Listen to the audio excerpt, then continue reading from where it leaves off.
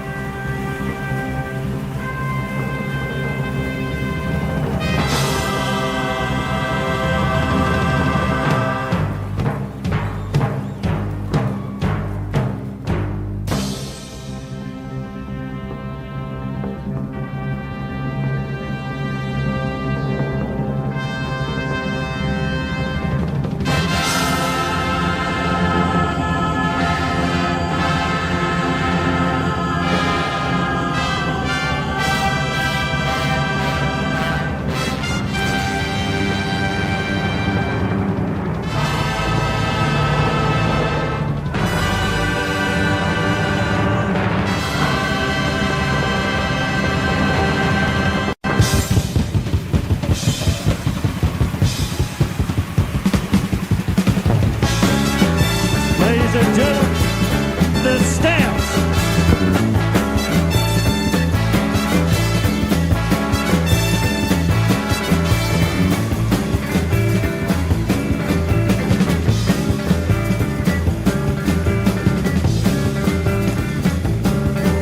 Oh, see, rider. Oh, see what you've done. Yeah. See, rider. Oh, see what you've done. Well, made me love you, and now, turn it back, you're gone on. What I say, yeah, she loves and holds me both day and night. Never mumbles and fusses, Lord, just treats me right. Never run in the street, leave me alone. She knows a woman's place, alright. Across town, she's good to me. Oh, yeah, I say I got a woman way across town. She's good to me.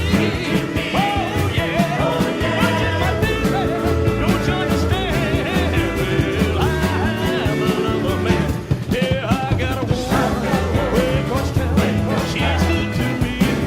Oh, yeah. Well, see, right. Oh, see what you've done. Yeah. See, right.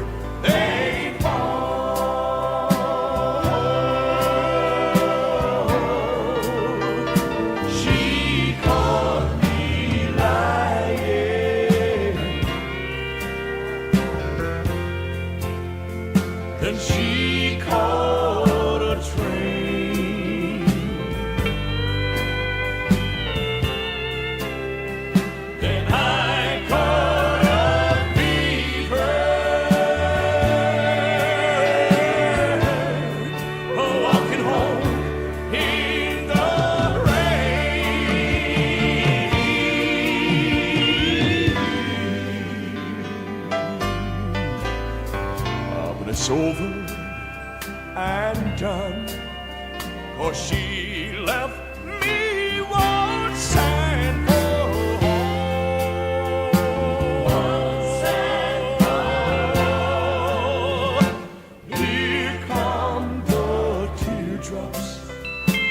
Bitter they are, harder they fall.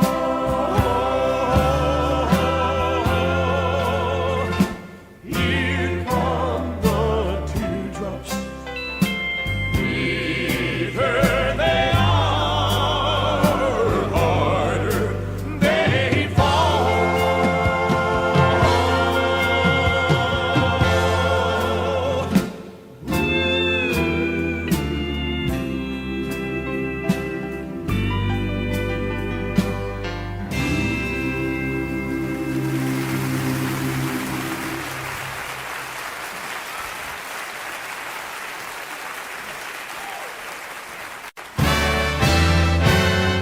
When no one else can understand me,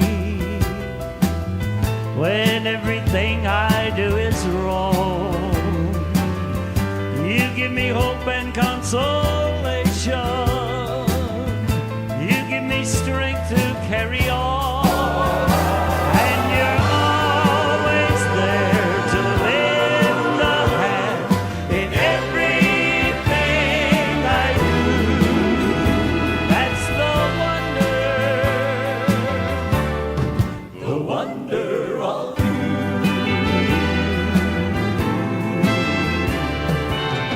And when you smile, my world is brighter. You touch my hand and I'm a king.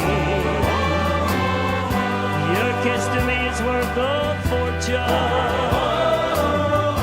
Your love for me is everything.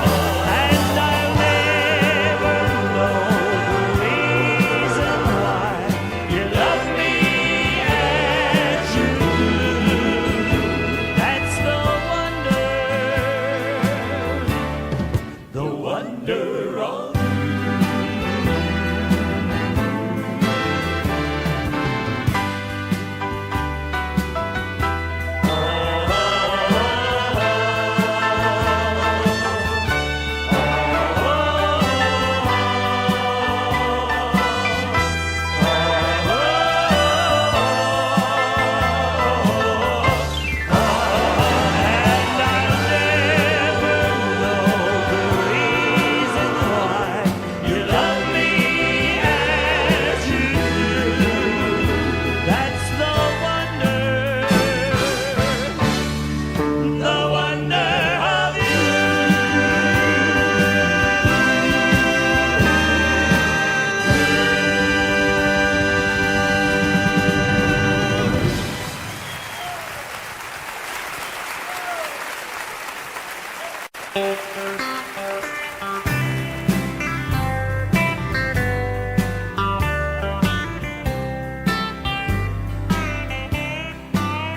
Oh, just because I asked a friend about her,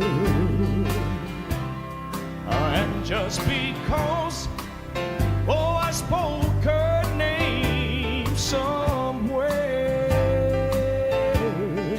and just because I rang her number by mistake today. She thinks I still care,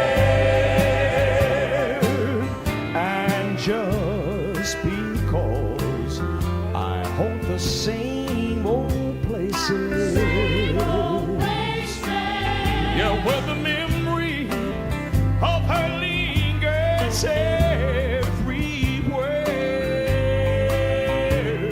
and just because I'm not the man I used to be.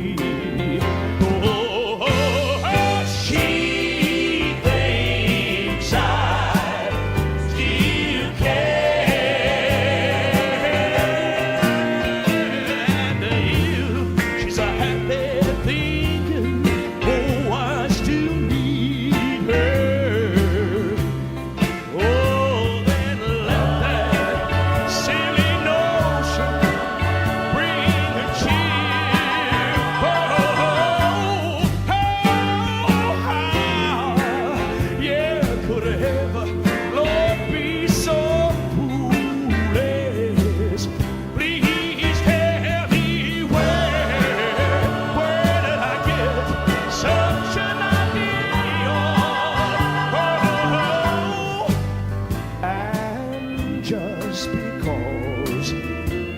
ask a friend about her.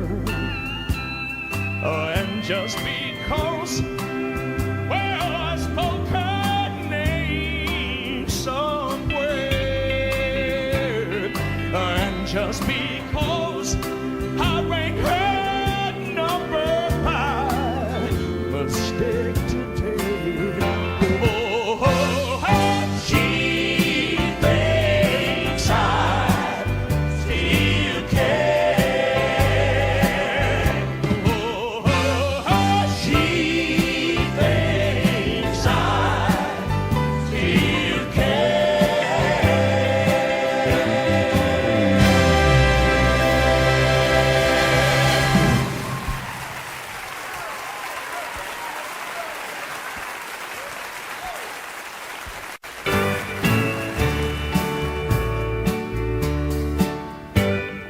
Lord, help me walk another mile, just one more mile. I'm tired of walking all alone. Lord, help me smile another smile, just one more smile. I know I just can't make it on my own. Never thought I needed help before. I thought that I could get by myself. Now I know I just can't take it anymore. With a humble heart on bended knee, I'm begging you, please help me. Come down from your golden throne to me, to lowly me. I need to feel the touch of your tender hand. Remove these chains of darkness and let me see, Lord, let me see just where I fit into your master plan. I never thought I needed help before. I thought that I could get by myself. Now I know I just can't take it anymore. With an humble heart on bended knee, I'm begging you, please help me. With an humble heart on bended knee, I'm begging you, please help me.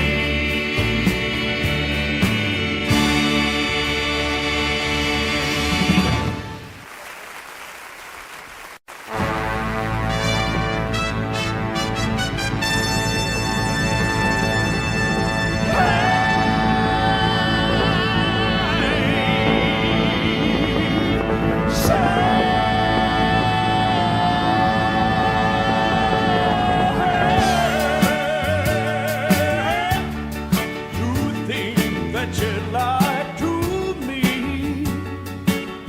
Lord, I am hurt way down deep inside of me. You said our love was true, oh, we'd never part. Now you found someone new, and it breaks my heart. Oh, I'm hurt.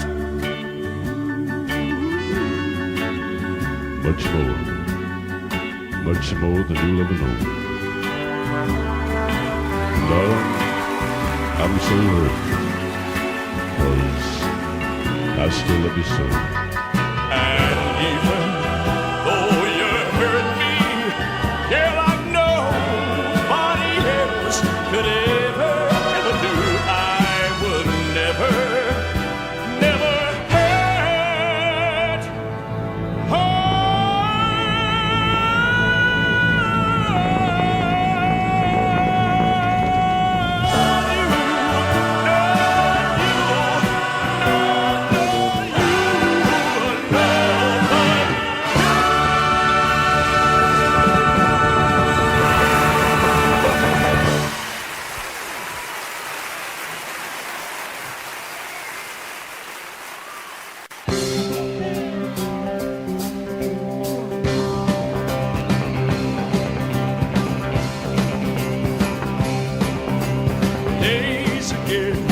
closer. Lights are going dim. Sounds of the music make the mood I'm in. All of my possessions lying on the floor, taking me to places that I've never been before. Ladies and gentlemen, Mr. J.D. Sumner. But I can feel it, feel it, feel it, feel it, way down where the music plays, way down like a tidal wave, way down in your fireplace, way down, down, way on down, Way on down. Ooh, my head is spinning. Oh, you got me in your spell. Oh, 100 magic fingers, swirling carousel. Yeah, the medicine within me, what the doctors could prescribe. Yeah, love is doing something that I just can't describe. Ooh, but I can feel it, feel it, feel it, feel it, feel it, feel it, way down where the music plays, way down like a tidal wave, way down in your fireplace, way down, down, way on down. Way on down. Yeah, hold me again, Lord, tight as you can. I need you so, baby, let's go. Way down where it feels so good. Way down where I hope it would. Way down where it never could. Way down, down, way on down. Way on down. Way on down.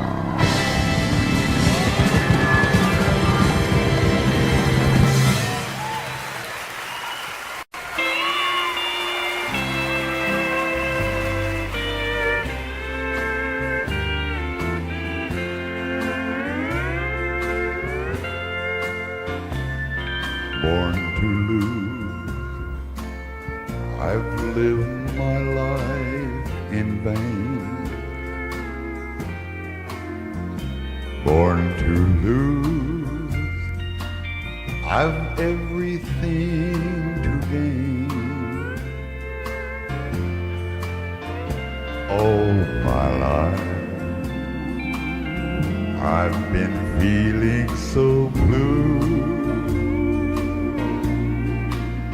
Born to lose, and now I'm losing you.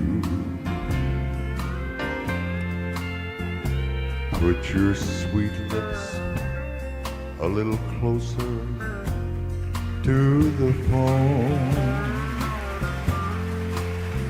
Let's pretend that we're together all alone.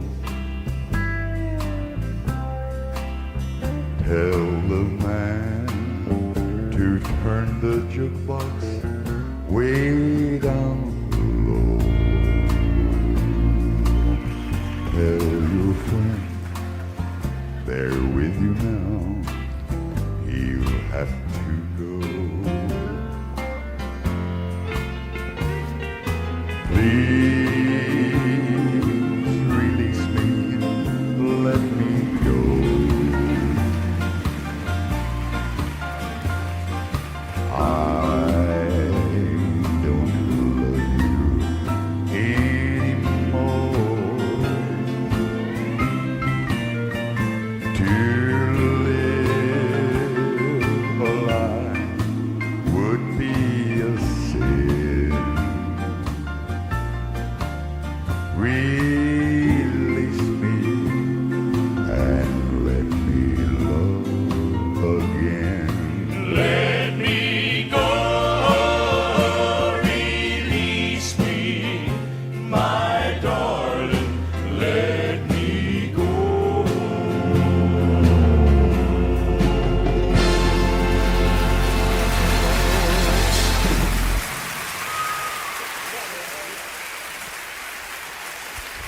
Thank you so much.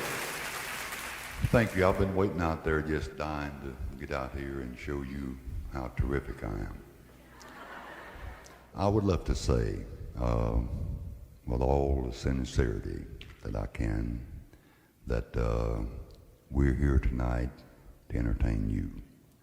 We're not here as impersonators, or we're not trying to sing like him or act like him.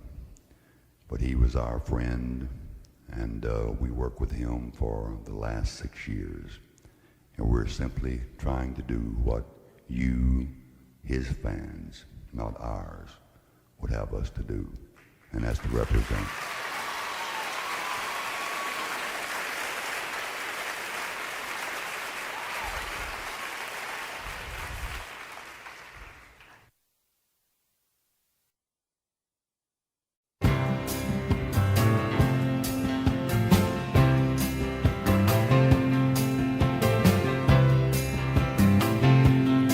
Well, I just can't help believing when she smiles up soft and gentle with a trace of misty morning and the promise of tomorrow in her eyes.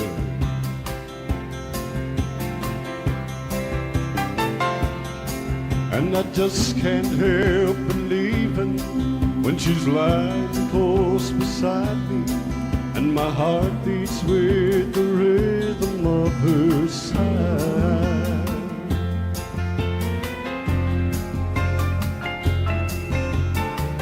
This time the girl is gonna stay. This time the girl is gonna stay. This time the girl is gonna stay for more than just a day.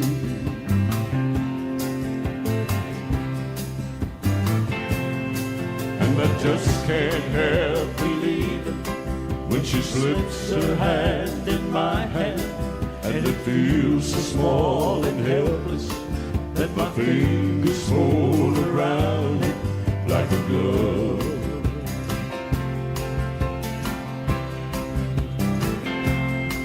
And I just can't help believing when she's whispering her magic and the tears are shining honey sweet with love.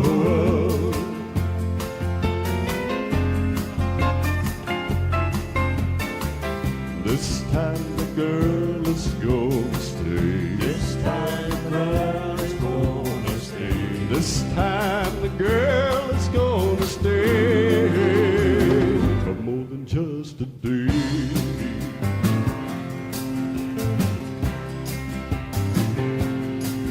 I just can't help believing when she slips her hand in my hand, and it feels so small and helpless that my fingers fold around it like a glove.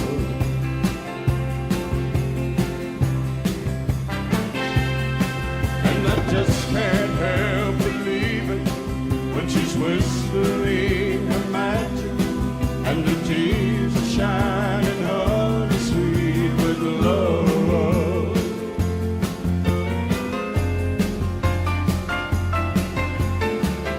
This time the girl is gonna stay. This time the girl is gonna stay. This time the girl is gonna stay for more than just a day.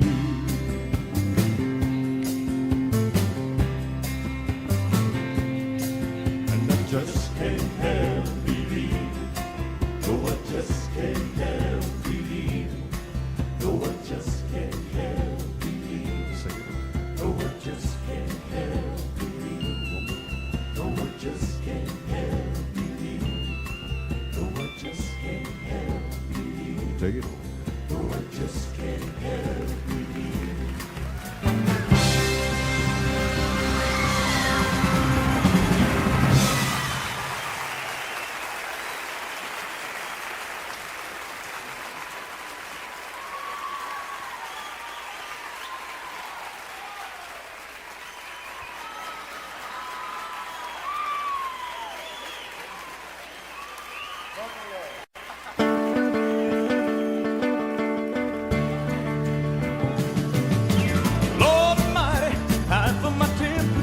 rising.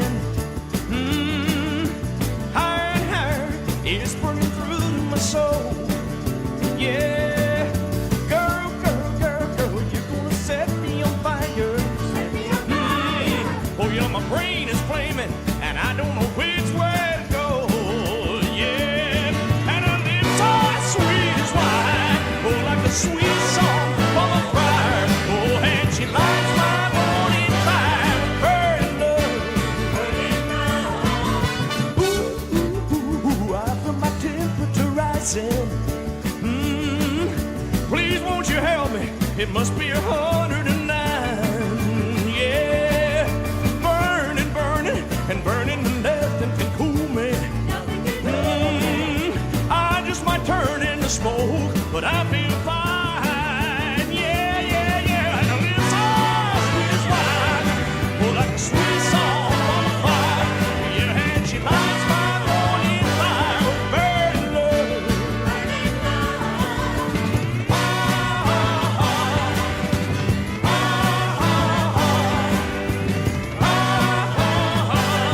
Burning love. It's coming closer. The flames are now licking my body. Please won't you help me? I feel like I'm slipping away. It's hard to breathe, and my chest is a heaving. Woo, look at it. Lord Almighty, I'm burning the whole world. Yeah, yeah. It's all sweet as wine. Oh, like a sweet song from a choir. Oh, and she lights my morning fire with burning love.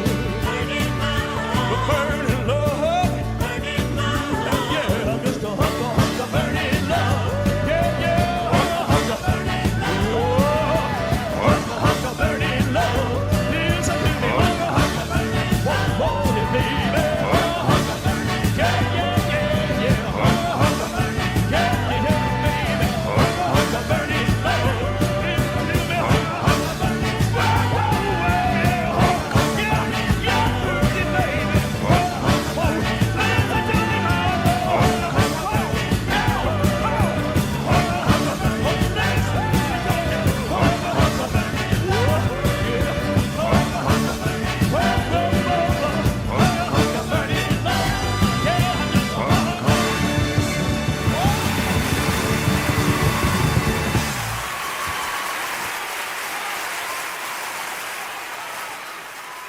I want you to listen to a young man sing a song for you.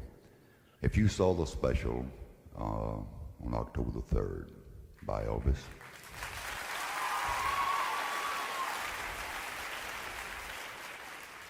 before he came on stage, he bowed his head. He said a prayer. He was asking God's strength to help him do that program. He did this many times throughout the show. Many times he would stop the program and just have this song sung. You listen to the words very closely. You'll understand why. Walk with me.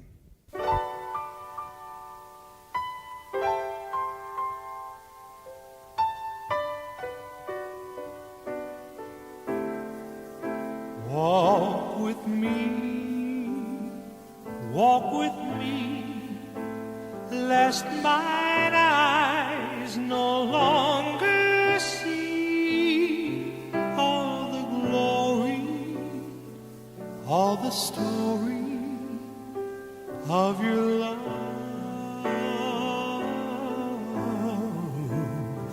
Talk to me, talk to me, just like you spoke so tenderly when you walked there, when you talked there by the sea.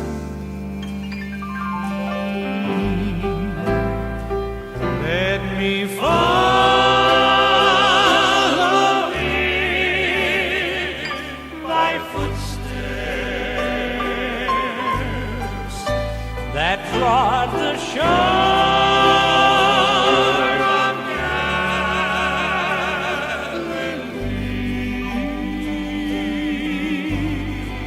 and let me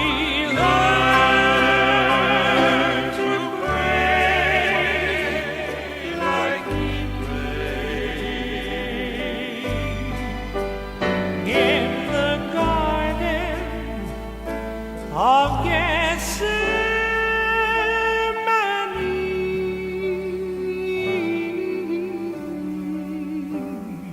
Take my hand, take my hand, teach me, Lord, to understand all the beauty of your love.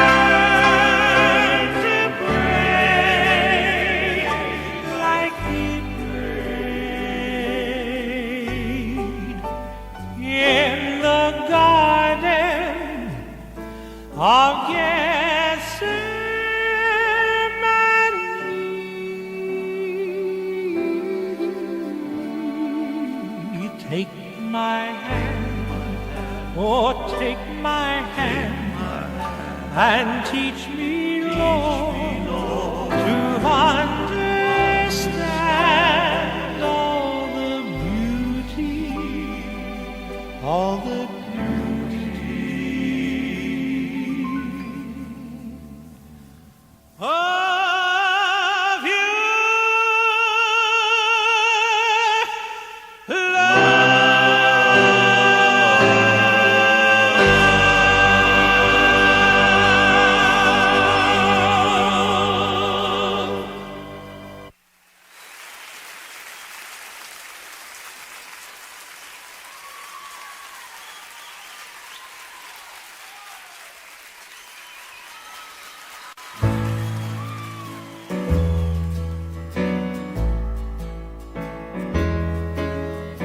One night in Toledo, across from the depot, so sadly she took off her ring.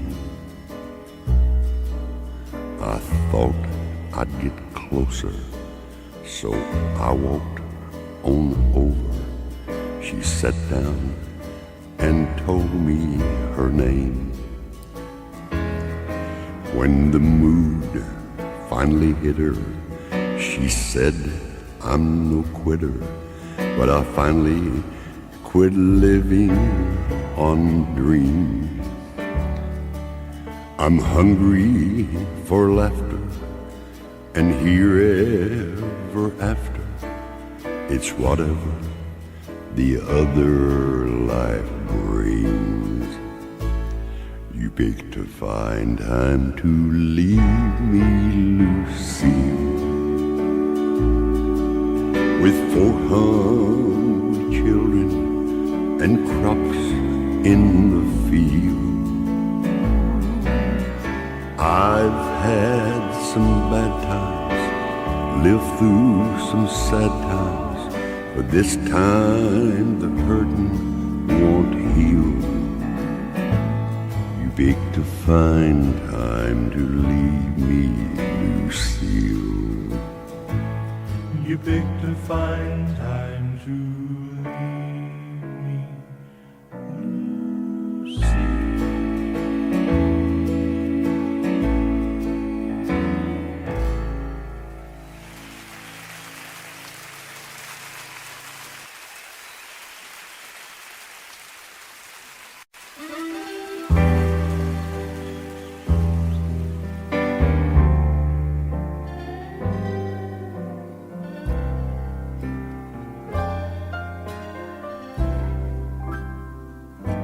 The very thought of you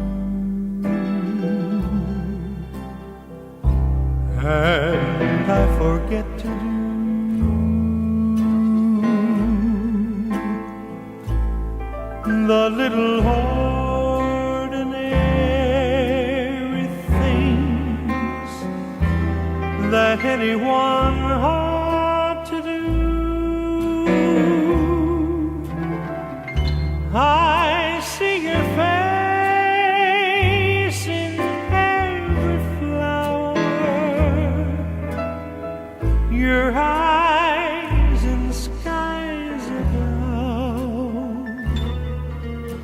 just the thought of you, the very thought of you.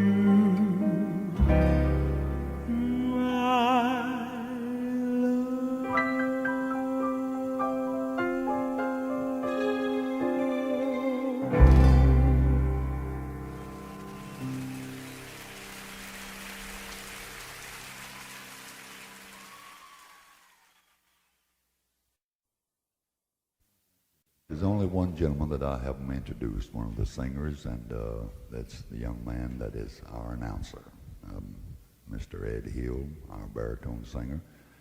And for the last 6 years, he was the MC on the Elvis show.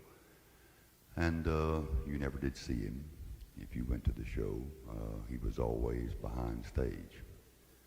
And that's where he should be now, is behind stage. No, he has a brand new song. I mean, brand new to us. It's still an Elvis song.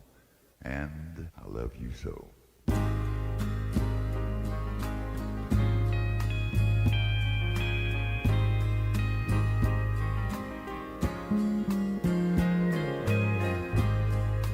And I love you so. People ask me how I've lived till now. I tell them I don't know. I guess they understand how lonely life has been. Life began again the day you took my hand.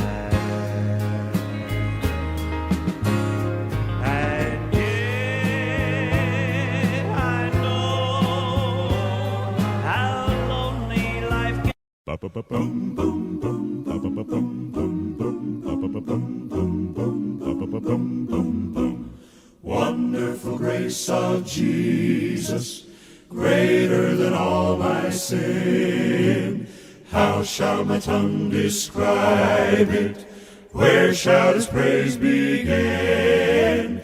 Taking away my burden, setting my spirit free. For the wonderful grace of Jesus reaches me. Wonderful the Master's grace of Jesus, deeper than the mighty rolling sea, higher than the mountains, breaking like the fountain, all sufficient grace for even me. Broader than the scope of my transgression, greater far than all my sin and shame. Oh, magnify the precious name of Jesus, praise His name.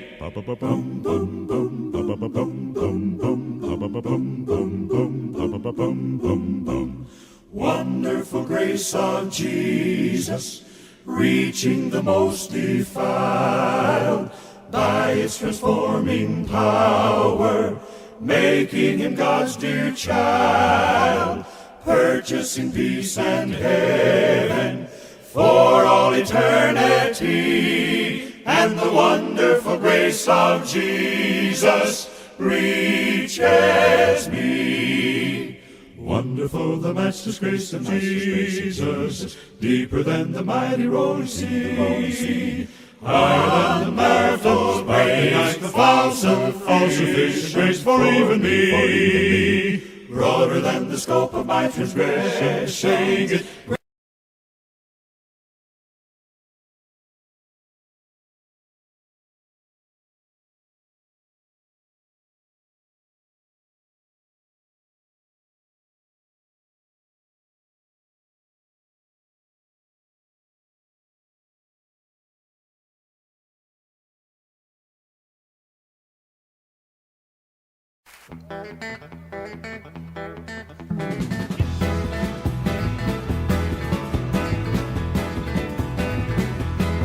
Train I ride, 16 coaches long. Train I ride, 16 coaches long.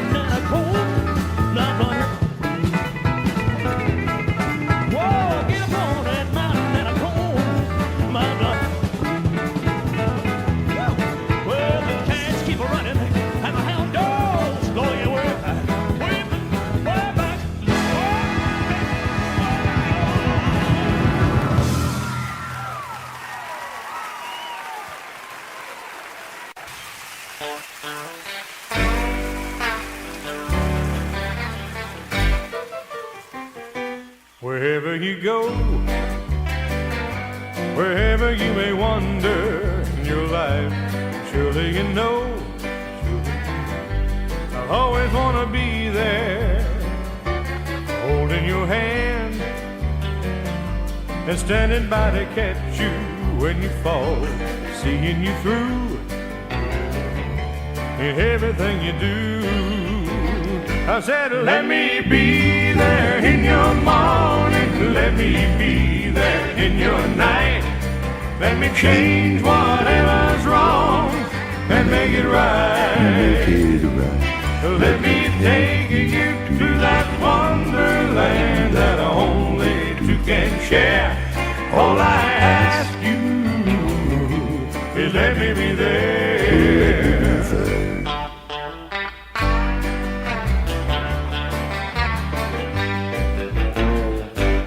Watching you grow and going through the changes in your life, that's how I know I'll always want to be there.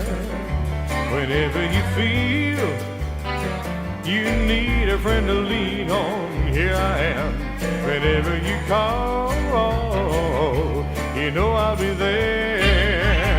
I said, let me be there in your morning, let me be there in your night, let me change whatever's wrong and make it right. Make it right.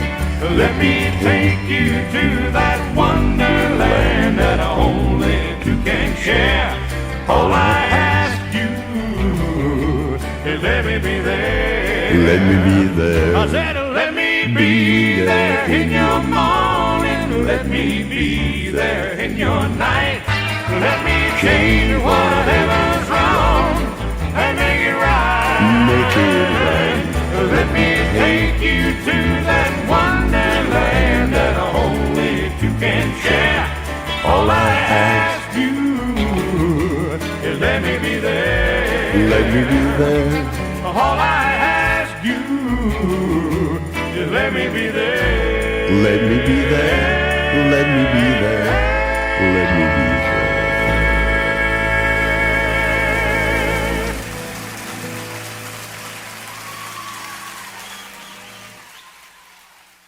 There are many questions that people like to have answered about Elvis, and what I do is take the ones that I can and try to answer them. I feel like I have a right. I feel like that I am in no defense of Elvis in answering these questions. I'm just simply telling the truth about a bunch of lies that's been written.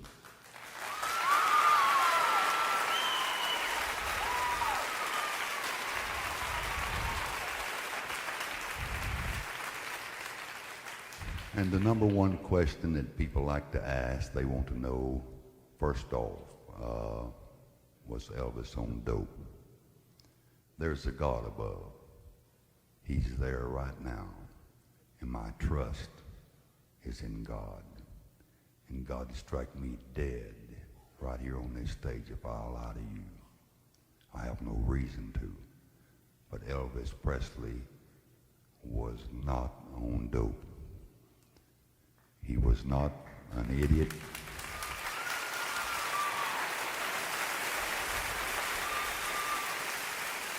There's different, when you speak of dope, if you take 2 aspirin, you're taking dope. But Elvis Presley was not on dope. I spent too much time with him, just he and I. I won't say that I knew him as good as anybody in the world, but I knew Elvis Presley as good as I know anybody. I was never in his room, but what I didn't see a Bible or a religious related book on his nightstand.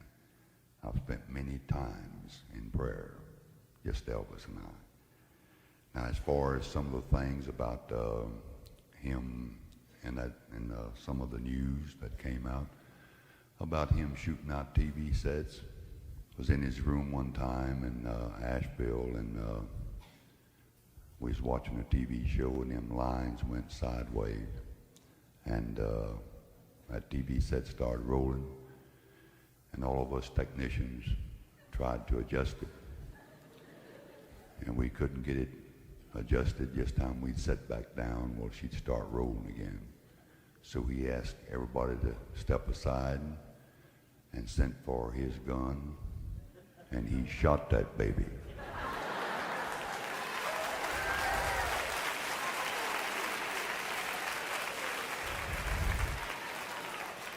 And I was so proud for him, I couldn't hardly stand it. I want to be able to shoot at least one before I die. If I have to go out and buy me a black and white used one just so I can shoot it. There was 2 different degrees of relationship with Elvis.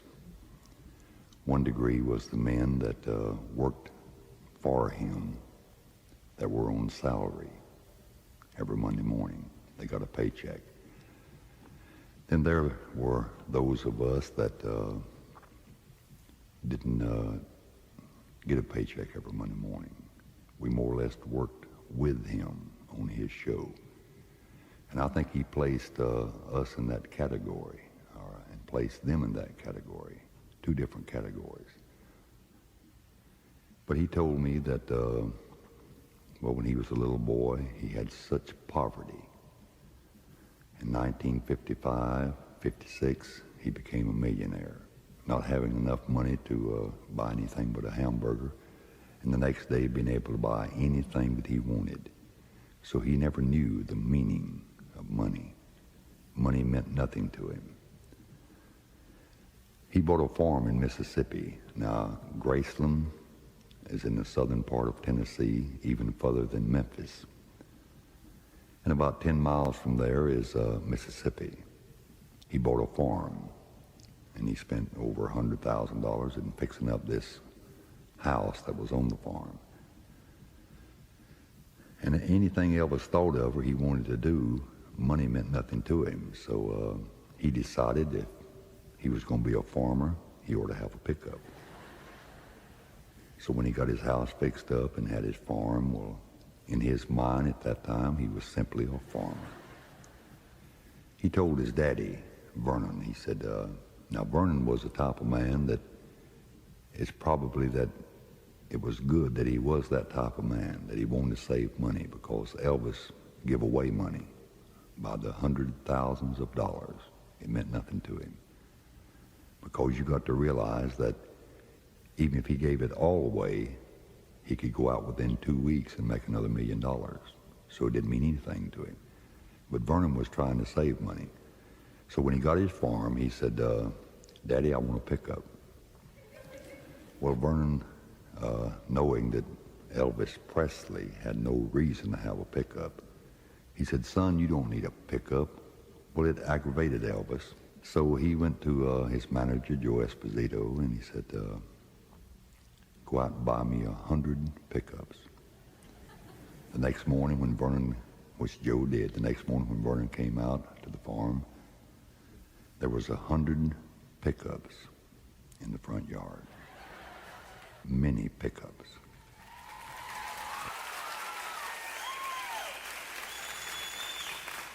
Elvis gave away every one of them. He would get out and have his limousine to follow him, and he would see a farmer plowing or either driving a tractor in a field, working his crop, and Elvis would crawl over the fence. And I can imagine this farmer seeing this guy dressed just a little bit different than the ordinary person. And Elvis would walk up, and this guy would probably think that he was a hippie. Elvis would say, how you do, sir? Said, I'm Elvis Presley. I can imagine this farmer would say, yeah, I'm Franklin D. Roosevelt, too. But Elvis would say, sir, would you love to have that pickup? And, of course, then he would get the farmer's attention.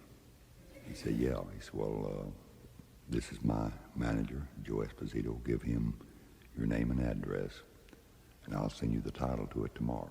He would leave that pickup beside the road, and he gave away all 100 pickups.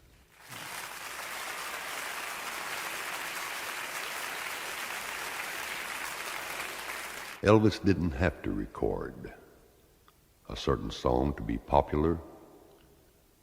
He was the supreme in recording. In the latter part of his years, he recorded what he wanted to. Here's a song that Elvis liked, but he recorded it especially for his daddy, Vernon, Danny Boy.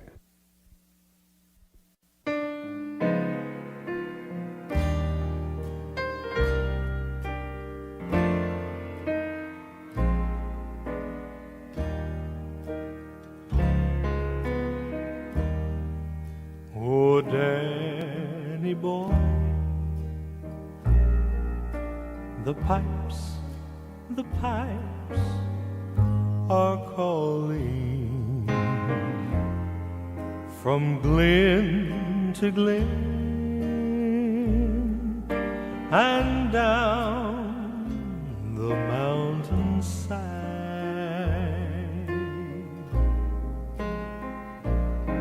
The summer's gone and all the leaves are falling. 'Tis you must go and I must bide. But come ye back when summer's in the meadow, or when the valley's hushed and white with snow. Yes, I'll be here in sunshine or in shadows.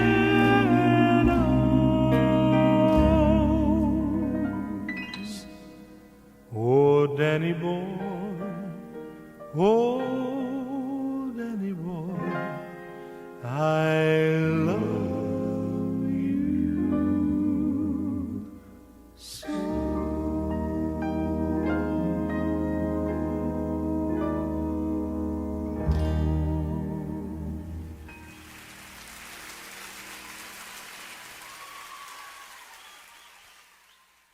The articles that's been written about Elvis, was he lonely? Elvis Presley was not a lonely man. If he was, then I want to be lonely. To an extent, we all live a lonely life. Sometimes you can be with somebody and still be lonely. And there's a price to pay by being Elvis Presley. There's no use in anybody trying to kid themselves and saying that he was an ordinary human being. He had to pay a price for being Elvis. But he was willing to pay that price because he loved what he was doing. He loved it very much. There's a price to pay for anything in life that's worthwhile. And Elvis was glad to pay that price. But he certainly wasn't lonely. Elvis had some very deep, close friends. So a man that had all the money in the world, and if he wanted to talk to J.D. Sumner, say, J.D., I'm sending my plane after you. I want to talk to you. And I would go, or we'd talk on the telephone for 2, 3, or 4 hours. He certainly wasn't lonely. He lived the kind of life that he wanted to live. He done what he wanted to, when he wanted to, and how he wanted to, and where he wanted to. I had in my bedroom, and I still got it, a telephone that nobody in the world had the telephone number but Elvis. Whenever he would want to talk with me, whenever he would want me to come to Memphis or to Palm Springs, to L.A. or to Colorado, wherever he might be, to Hawaii, then he would call. And of course, I was glad to go. And Elvis had many friends like this. He called me one night from Fort Worth, and he said, J.D., I want a bus. I was at home in Nashville. He was in Fort Worth. And I said, okay. He said, have it in Memphis by the time I get home. I said, well, when will you get home? He said, in about an hour. I said, Elvis, there's no way that I could even drive my bus over to Memphis from Nashville within an hour. He said, well, just find me a bus. I'll call you later. So I talked to Ed Enoch and Larry Strickland and got them to call in different places that we knew about buses, and they found one over in North Carolina. When he got back home, well, he called me again. He said, you got me a bus? I said, well, I found one in North Carolina. And he didn't even tell me what he wanted with it or anything else. What it really was, he had heard T.G. Shepherd on the radio, and he was just getting his start, and Elvis wanted to buy him a bus. I said, well, Elvis, he said, well, how are we going to buy it? I said, well, I won't buy anything and spend your money unless I go investigate it and be sure it's a good bus. He said, okay, how do you want to do it? I said, get me your plane over here in the morning, have it here at 9 o'clock, and send me a blank check and sign it, which he did.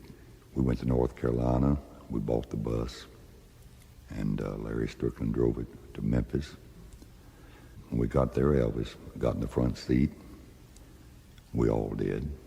And he had his limousine follow the bus. We took it over to T.G. Shepherd house, which is in Memphis. He sent word for him to come out. T.G. come out, and Elvis jumped off the bus and said, here's your bus. And T.G. couldn't even think of anything to say.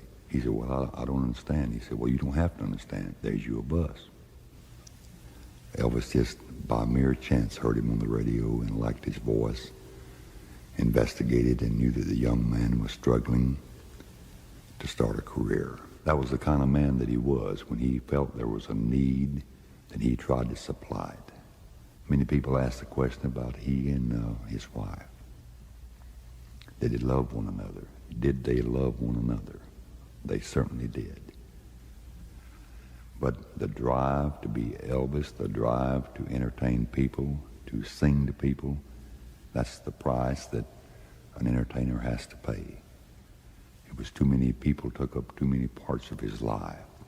He spread his life to so many people that became very thin to his family. And there was a price that his wife had to pay. And it was just simply too big. And Elvis couldn't help this because he was destined of God to be Elvis Presley. Many people ask the question, well, was he a Christian? Was he saved? Was he a religious man? He was so much more religious than anybody could even imagine. He was certainly not the Elvis that you saw on stage. Elvis had enough sense to know that when he went on stage, to leave politics and religion and his personal life off the stage. He went on the stage for one reason, and that was to give the person that paid $15 or $10 or whatever it might be to get in. He tried to entertain them.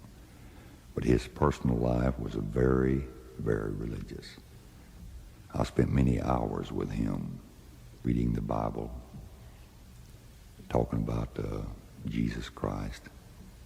Now, certainly, Elvis was not perfect, but he was a deeply religious man.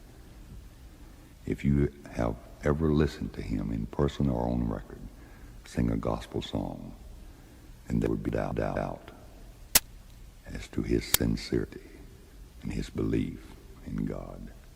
And a lot of the stories that you've read about him being wild or him being like Howard Hughes, and I don't even know where Howard Hughes was the way that the books said that he was. But Elvis was not that type of man. Elvis very seldom went along with anything. Some of the things that's been written about him was wild parties and the fun that was had.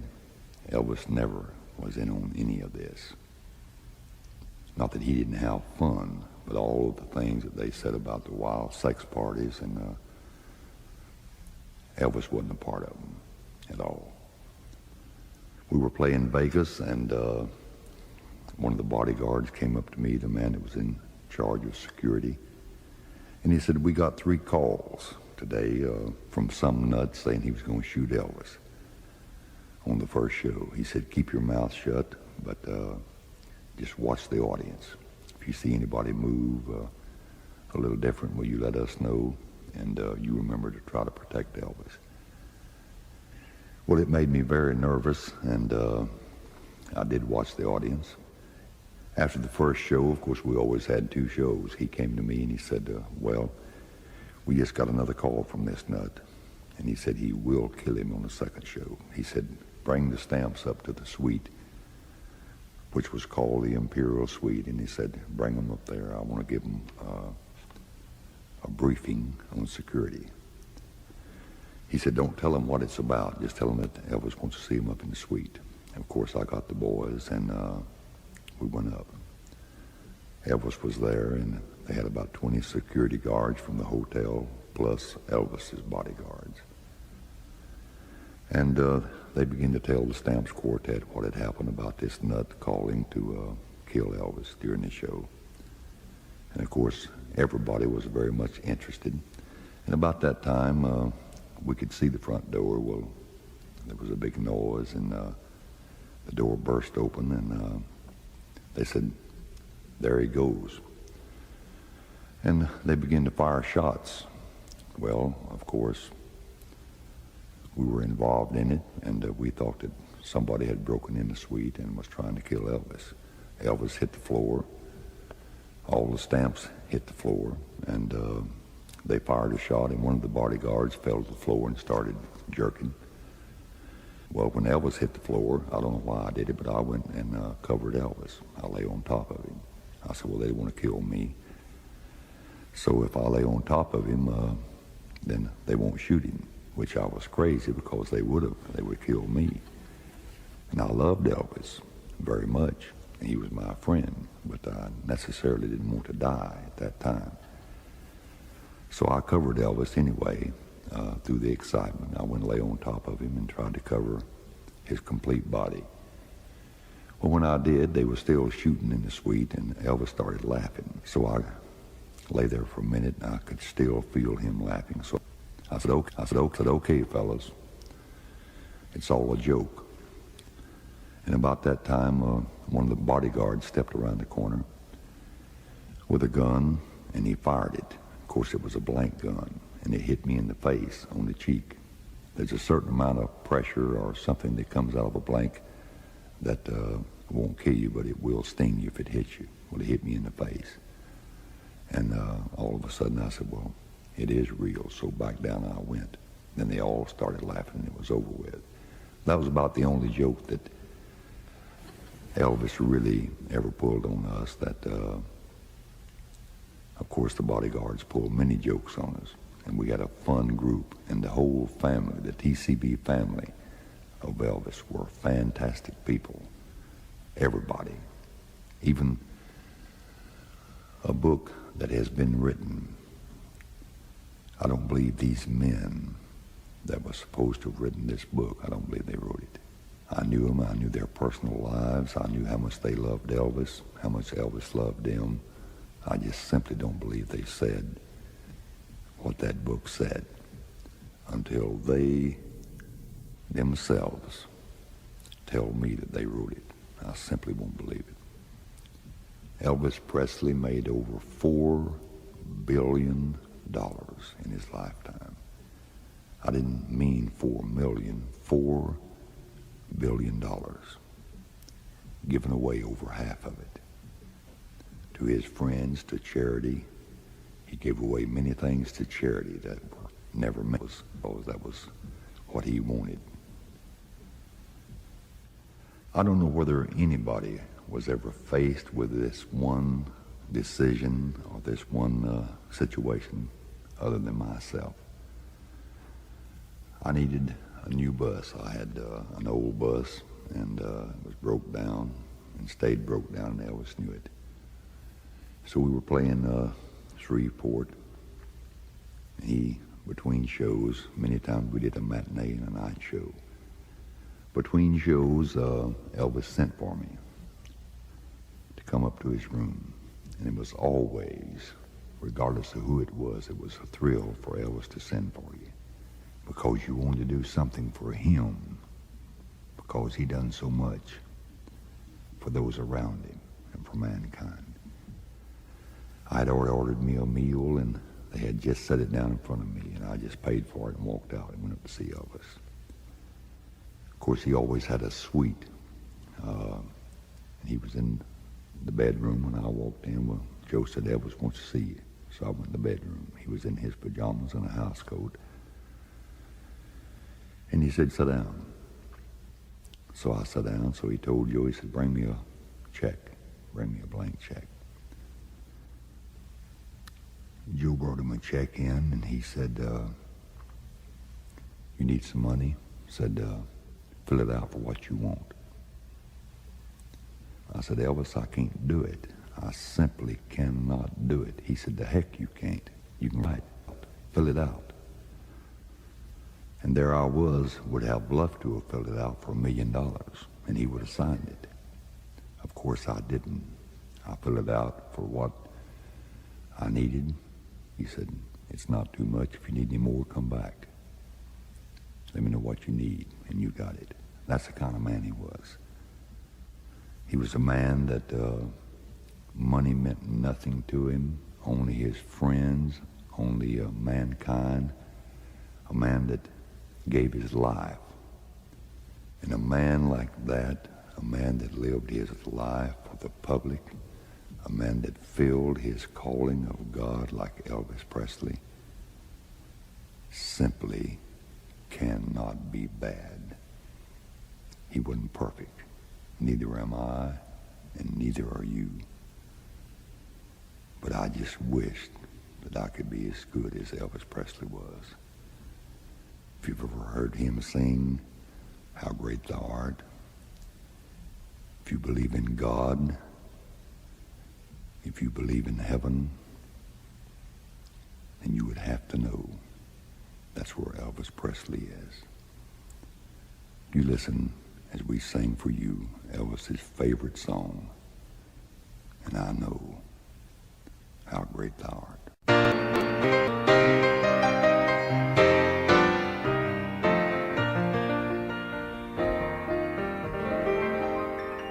Oh Lord my God, when I in awesome wonder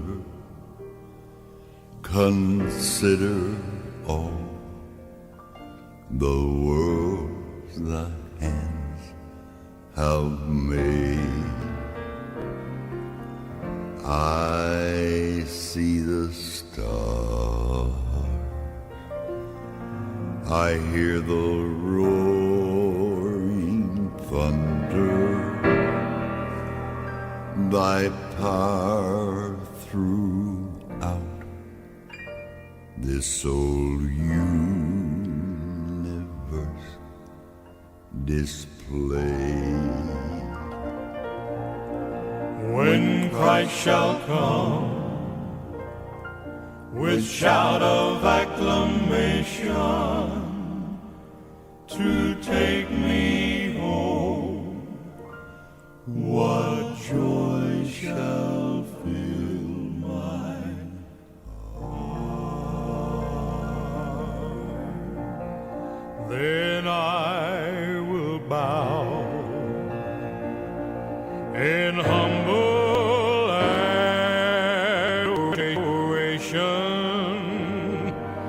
and there proclaim, oh my God,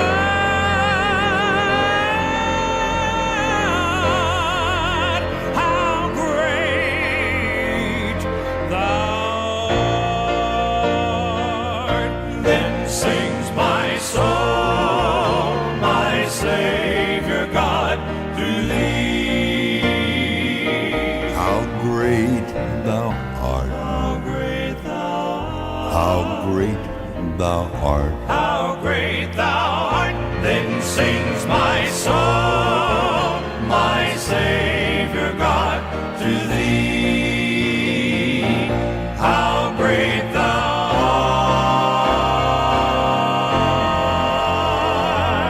art, how great thou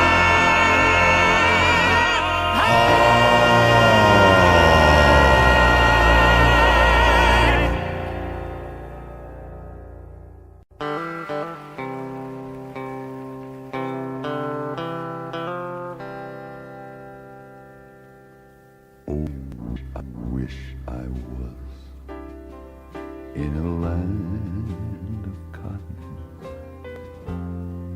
Old time there are not forgotten. Look away, look away, look away, Dixieland.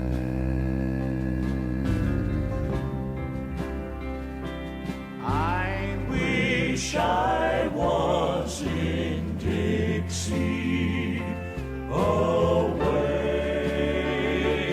away.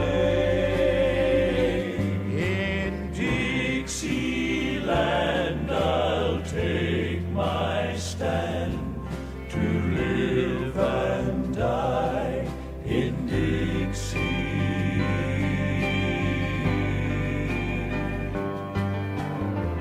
In Dixieland, where I was born, early, Lord, one frosty morn. Look away, look away, look away, Dixieland.